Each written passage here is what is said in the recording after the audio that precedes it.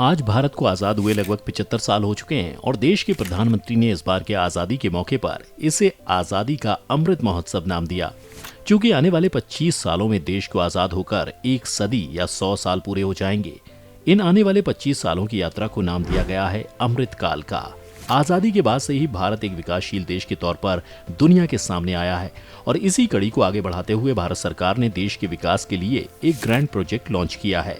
110 लाख करोड़ के इस प्रोजेक्ट का नाम है गति शक्ति पोर्टल। गति यानी स्पीड और शक्ति यानी पावर, और इन दोनों के साथ भारत आज के विकासशील देशों की लिस्ट में जमे हुए चाइना और अमेरिका को पछाड़ने वाला है।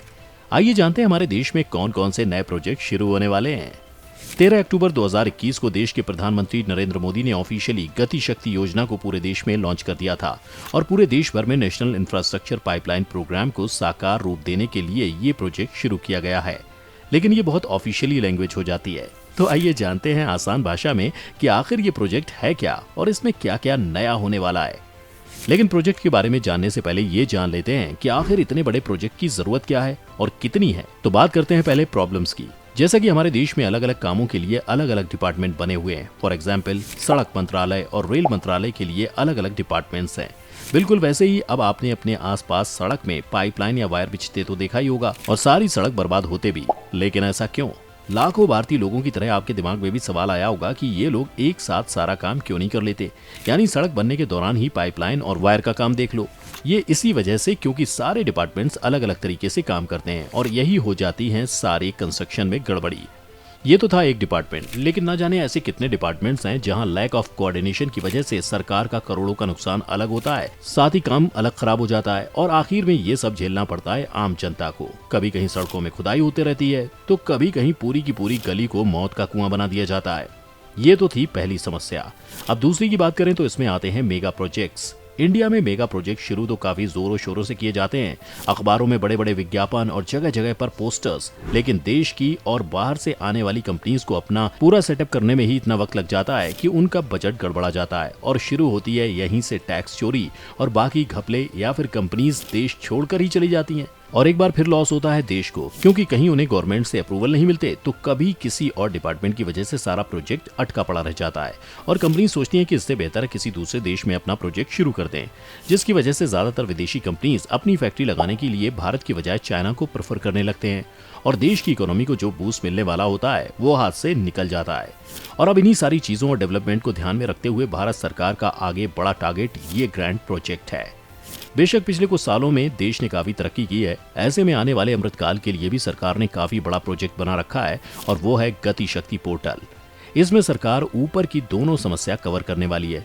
कैसे, वो हम आपको आगे बताएंगे। लेकिन इसके साथ ही भारत में एक साथ कई ग्रैंड प्रोजेक्ट भी आने वाले हैं जो एकदम से देश की इकोनॉमी और दुनिया में भारत की पावर पोजीशन को बदल कर रख देंगे। आइए जानते हैं आखिर क्या है वो मास्टर प्लान। गति शक्ति प्रोजेक्ट कोई आम प्रोजेक्ट नहीं, जैसा कि हमें आए दिन अलग अलग प्रोजेक्ट्स के बारे में सुनने को मिलता है, वैसा तो बिल्कुल नहीं। क्योंकि फिलहाल ये इकलौता ऐसा प्रोजेक्ट है जो पूरे देश को कवर करने वाला है और इसी वजह से इस प्रोजेक्ट में एक या दो नहीं बल्कि 16 सेंट्रल मिनिस्ट्रीज और डिपार्टमेंट्स हैं जिन्हें एक साथ लाकर ये प्लान किया गया प्रोजेक्ट है, जिसमें सभी मिनिस्ट्रीज में कोऑर्डिनेशन बिठाया जा सके और हर तरह के काम या प्रोजेक्ट को बेहतरीन ढंग से अंजाम दिया जा सके।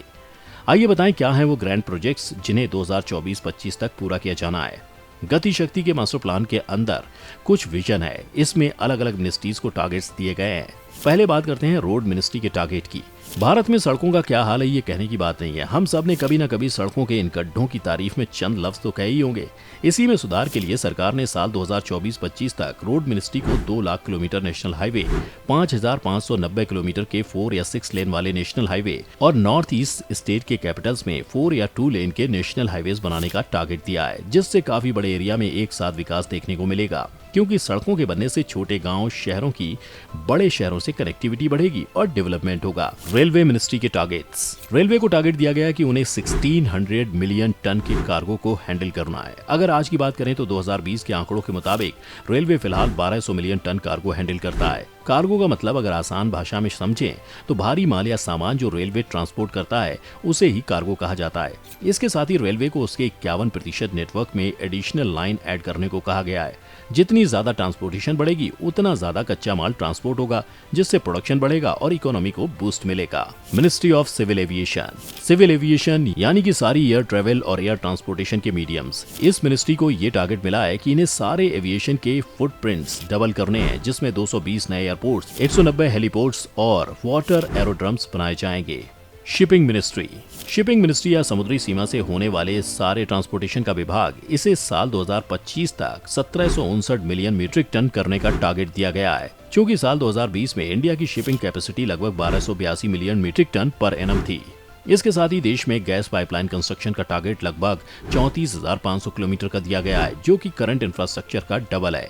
यानी आने वाले 2-3 सालों में ही देश की पाइपलाइन बहुत बड़े इलाके में फैली होगी। इतना ही नहीं, बिजली की समस्याओं को देखते हुए इसमें पावर लाइन मास्टर प्लान भी ऐड किया गया है, जिसका मकसद है साल 2025 तक 4.52 लाख सर्किट किलोमीटर की पावर लाइन बिछाना और रिन्यूएबल एनर्जी की कैपेसिटी बढ़ाकर 225 गीगावाट करना, जो कि हाल में 87.7 गीगावाट की है। जाहिर है प्रोजेक्ट इतना ग्रैंड है और इसे पूरा करने में करोड़ों लगने वाले हैं, इसलिए इसका बजट फिलहाल 110 लाख करोड़ का रखा गया है। आगे देखना यह है कि पूरा मास्टर प्लान कितने में बनकर तैयार होता है। अब अगर ये प्रोजेक्ट सक्सेसफुल हो जाते हैं तो आगे आने वाले समय में इंडिया बहुत सारे देशों और बड़ी कंपनियों के लिए एक बड़ा मार्केट बन जाएगा और मैक्सिमम फैक्ट्रीज जो एशिया में लगने को हैं वो बजाय चाइना के इंडिया में लगेंगी, क्योंकि इंडिया में कम कीमत पर काम करने वाले एम्प्लॉइज और इंग्लिश बोलने वाले लोग काफी बड़ी संख्या में हैं, जिनका फायदा हर विदेशी कंपनी उठाना चाहती है। अब चूंकि प्लान काफी बड़ा है तो उसे पूरा करने के लिए बेहतरीन स्ट्रेटजीज की जरूरत है। इसी वजह से इस पूरे प्रोजेक्ट को 6 हिस्सों या पिलर्स में बांटा गया है, जिसका पहला पिलर है डायनेमिक। इसका फायदा यह है कि इससे सभी मिनिस्ट्रीज और डिपार्टमेंट्स अब GIS यानी जियोग्राफिक इंफॉर्मेशन सिस्टम की मदद से क्रॉस सेक्टोरल प्रोजेक्ट्स के प्रोग्रेस और काम पर नजर रख पाएंगे। यानी अगर उस प्रोजेक्ट में कुछ और ऐड करना हो या किसी वजह से कोई चेंजेस करना हो तो ये उसी समय आसानी से किया जा सकता है, जिससे बहुत कम नुकसान होगा। फॉर एग्जाम्पल, कहीं रोड बन रही हो और उस सड़क पर पाइपलाइन भी लगानी हो तो पहले पाइपलाइन पर काम होगा, फिर सड़क बनेगी, जिससे बार बार सड़क को खोदना नहीं पड़ेगा, क्योंकि सारी मिनिस्ट्रीज एक साथ उस प्रोजेक्ट पर नजर रखे हुए हैं। दूसरा है कम्प्रहेंसिवनेस। इसमें एक सेंट्रलाइज पोर्टल के साथ अलग अलग मिनिस्ट्रीज और डिपार्टमेंट्स की सभी मौजूदा और प्लान्ड इनिशिएटिव शामिल होंगी। इसमें अच्छी बात यह है कि इसकी वजह से डिपार्टमेंट्स को अब एक दूसरे के प्रोजेक्ट में चल रहे कामों की पूरी विजिबिलिटी होगी, जिससे सभी को प्रोग्रेस की जानकारी होगी। अब बात करते हैं तीसरे पिलर प्रायोरिटाइजेशन की। इसका मतलब यह है कि अलग अलग डिपार्टमेंट्स क्रॉस सेक्टोरल इंटरेक्शन के जरिए अपने प्रोजेक्ट्स को प्रायोरिटी देने में एबल होंगे।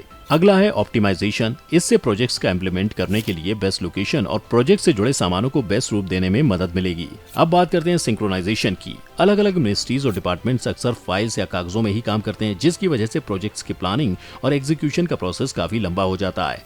गति शक्ति प्रोजेक्ट इस लेट लतीफी और फाइल्स वाले कामों को ग्राउंड वर्क बनाने वाला है। छठा और आखिरी पिलर है एनालिटिकल। इसकी मदद से project GIS based special planning और 200+ लेयर्स एनालिटिकल टूल्स के साथ एक ही जगह पर प्रोजेक्ट से रिलेटेड कंप्लीट डेटा प्रोवाइड करेंगी, जिससे एग्जीक्यूटिंग एजेंसी को बेहतर विजिबिलिटी मिलेगी।